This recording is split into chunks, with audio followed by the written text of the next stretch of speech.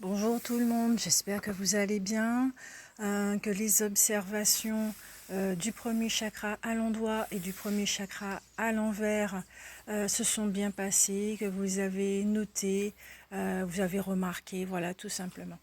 Donc nous passons au deuxième chakra à l'endroit, qui s'appelle aussi le chakra du sexe, le chakra sexuel ou sacré ou svadhisthana. Il est situé au-dessus des organes sexuels, à la base des poils pubiens dans l'abdomen. Sa couleur est orange. Les glandes endocrines qu'il gère, ce sont les ovaires et les testicules. Comme je le disais, dans chaque chakra, il y a deux énergies, yin et yang. Donc l'énergie masculine se comporte, alors ça comporte la façon dont nous exprimons nos sentiments aux autres et dont nous créons dans le monde. L'énergie féminine comporte l'intégration ou l'interprétation des sentiments des autres. C'est aussi juger nos propres sentiments et notre créativité, être capable d'absorber l'énergie vitale nécessaire pour ressentir et créer. Le type d'énergie de ce chakra, c'est le Qi, perçu comme l'énergie vitale dans le système chinois. Son principe, c'est le siège des sentiments, de la créativité, des énergies sexuelles, de la fertilité liée au symbole de l'eau, de la fécondité en tant qu'acte de création. Le chakra sacré agit sur le principe de la renaissance perpétuelle par la purification. Il repousse l'ego grâce à une communion par l'acte sexuel dans le sens d'une démarche d'unification. Il contribue à l'harmonie des relations entre les gens et des sentiments qu'il véhicule ainsi qu'à leur spontanéité. Il enrichit les rapports sociaux, engendre et entretient l'amitié. Par ce chakra, nous commençons à comprendre nos réactions à nos mondes, donc intérieur et extérieur, à décider de la façon d'exprimer celles-ci. Les sensations qui y prennent forme sont généralement plus atténuées que celles que l'on ressent dans le premier chakra. La façon la plus saine de les aborder passe par l'expression créatrice ou émotionnelle. Ce centre est particulièrement important pour les femmes qui y stockent la plus grande partie de leur énergie vitale. Le deuxième chakra est source de sentiments, d'énergie créatrice, accouchement et gestation, que cela soit d'un bébé, d'une entreprise, d'une idée, d'un projet, etc. Et aussi la source du pouvoir de la femme. Ses fonctions physiques. Alors, le chakra du sexe agit sur tous les liquides vitaux selon le symbole de l'eau. Liquide céphalo-rachidien, suc gastrique, sperme, sang, urine, etc. Par proximité, il agit sur les testicules, le pénis en érection, la sensibilité clitoridienne, la vessie, les ovaires, les menstruations et les reins. Comme je le disais pour le premier chakra, à l'endroit, il a trois façons de communiquer. Chaque chakra, sur le plan physique, psychique et intuitif. Donc, sa façon de communiquer sur le plan physique, c'est le fait d'éprouver, d'exprimer nos sentiments par l'intermédiaire d'un moyen physique approprié comme pleurer, crier et rire. Vraiment émotionnel. Notre façon de communiquer psychiquement à travers ce chakra,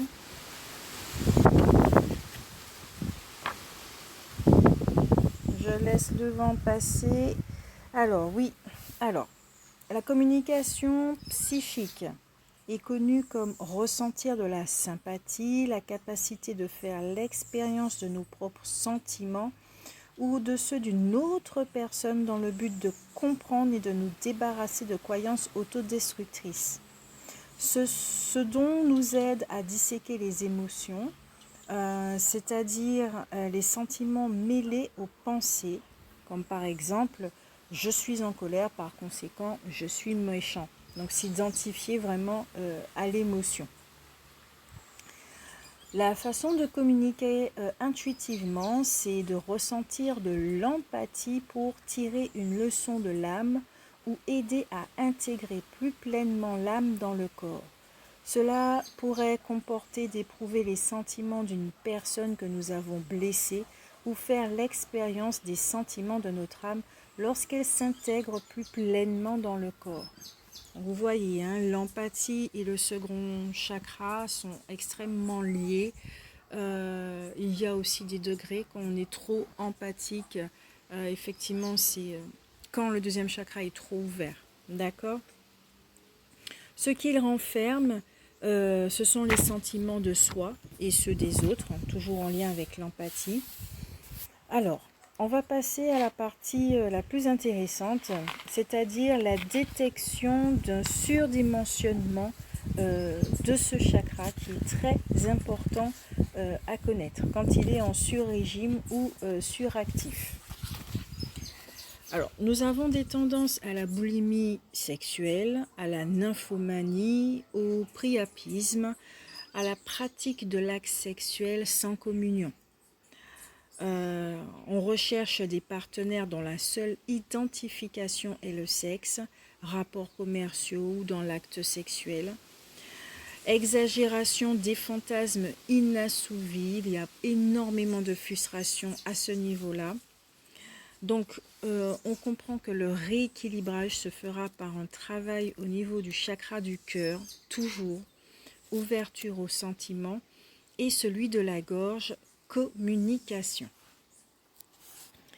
Maintenant, pour quand le chakra est sous-actif, là aussi, il faut le savoir, cela apparaît à la suite d'une éducation trop autoritaire durant l'enfance, ayant pour tabou la sexualité. Ainsi, il se peut qu'à la puberté, les énergies soient sous-actives, ce qui peut entraîner des peurs de l'inconnu, d'autrui, perdre la maîtrise de soi, de manquer de confiance, d'être trahi, d'être abandonné, de ne pas être assez bien, ne pas se sentir assez bien. On peut manquer d'estime de nous-mêmes, d'assurance, de naturel, de sensibilité, d'initiative, de motivation, de goût pour la vie et d'intuition. Et oui, là aussi c'est relié. Tendance à être timide, à être replié sur soi et utiliser des attitudes de compensation. Les émotions et la sexualité sont le cadet de nos soucis à ce moment-là. On a l'impression d'être indifférent à ce qui nous entoure. On a de la lassitude et aussi des sensations de manque. Lorsque il y a des détections de nœuds et de blocages, les blocages sont dus à une éducation trop rigide, hein, comme on l'a dit, ou trop prude qui interdisait, occultait et dénaturait le thème des relations sexuelles. Une tendance à la timidité, on l'a dit déjà, un comportement de compensation, ça il faut le redire, d'où les drogues et les choses comme ça, donc très en lien avec le premier chakra. Il y a une fois d'heure, un refus des rapports sexuels, des attouchements et des caresses, une certaine frigidité, une impuissance, peur de l'autre, somnolence du désir, peur de goût pour la vie. Il faudra alors ouvrir le chakra du sexe pour compenser les chakras plus spirituels ou affectifs, généralement surdimensionnés ou perturbés dans ces cas de figure. Il faudra aussi dans certains cas activer le chakra de la gorge pour une meilleure communication. Les problèmes que ces déséquilibres peuvent engendrer, à ce moment-là, ce sont des ennuis de santé dont le nom se finit en ite, comme la diverticulite ou la colite, les troubles de l'appendicite, les ennuis rénaux, donc ce sont des problèmes de l'enfance, c'est dû aux problèmes de l'enfance, les problèmes de fertilité, les ennuis féminins comme le syndrome prémenstruel, et oui, à ce qu'il paraît, ce n'est pas normal de se sentir mal ou d'avoir mal pendant la période prémenstruelle, pendant la période de l'ovulation, etc. Aussi, dans les problèmes, il y a la candidose, les troubles ovariens, utérins, les problèmes causés par les émotions stockées, coincées ou refoulées, que ce soit les nôtres ou celles des autres, par rapport à l'empathie, c'est la codépendance.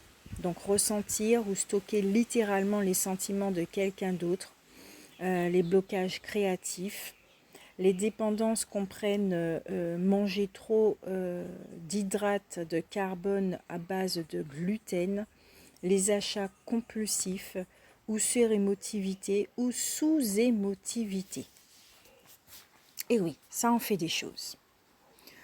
Rien que là, vous pouvez voir effectivement que vous pouvez déjà cibler une façon de réguler tout ça. Je vais poster des vidéos de certaines personnes qui parlent justement de ces problèmes en HIT ou des problèmes des intestins ou syndrome prémenstruel. Si ça vous dit de les regarder ou d'autres personnes, voilà. Alors, les conseils, d'accord, ça c'est le plus intéressant aussi, c'est surveiller la consommation de grains et de farine, y substituer des produits sans gluten, des ignames, des patates douces, des oranges et autres aliments sucrés, mais à faible indice glycémique. D'envisager des exercices apaisants comme le tai chi, le qigong, le yoga et la natation. L'intestin. Oui, refaire la flore intestinale.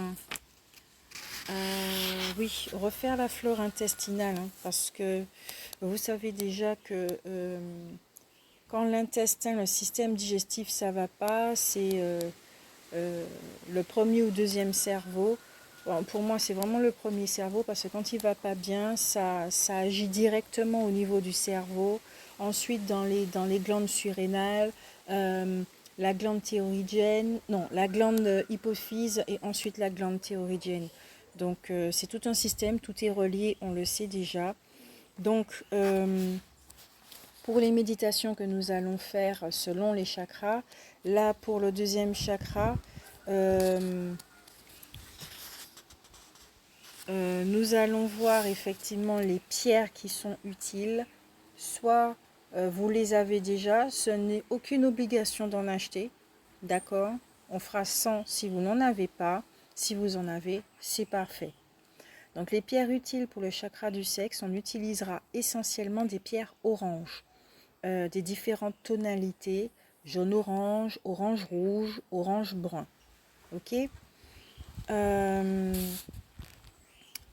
L'agate rouge-orange cornaline, l'ambre, l'andalousite, calcite orange, citrine ambrée, crocoïte, grenat orangé brunate, donc l'essonite et puis certains pyropes, de la jaspe rouge ou orangée, opale de feu, pierre de soleil, sphalérite, la spinelle orange, c'est une très bonne pierre ça, la topaze impériale, celle-ci aussi.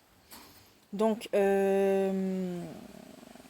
pour la topaze impériale, je vais vous faire une autre vidéo pour les propriétés, d'accord, parce qu'elle est vraiment bien cette pierre. Et voilà pour le chakra à l'endroit. On se retrouve pour le chakra à l'envers. Bisous bisous.